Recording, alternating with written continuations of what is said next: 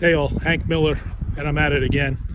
I figured I would take a shot of this since it's a good teaching point, and I have a real problem with water and control of water, because that's the root of so many problems. Little grade water pools right here coming off the street. This is a problem as well. When that gutter drops it, it has nowhere to go. So it lands right here by the door, by this corner, and by this garage door. And we're going to look down this row right here at some LP GP siding. That's a problem. And LP GP siding is Louisiana Pacific Georgia Pacific siding. And what it was is a product that came out of sawmills where they molded the siding together from the sawdust and then put a glue on it to essentially reclaim that sawdust waste. And it's a great product, except that the glue fails and you get massive rot. Now this is someone's house I'm doing an appraisal on, but just so you could see it, you can see I could literally stick my finger through this siding. It's that rotted. That's a problem. Houses built in the 90s were built with this kind of material.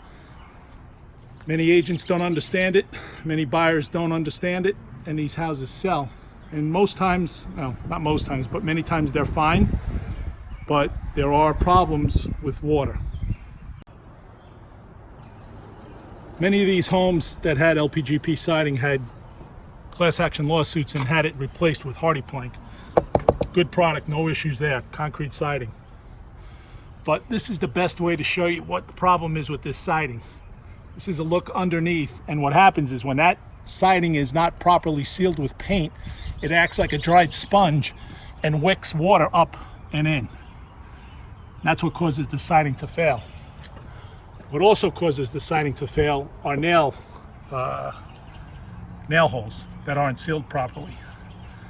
And water gets in there and just expands outward like a dried sponge.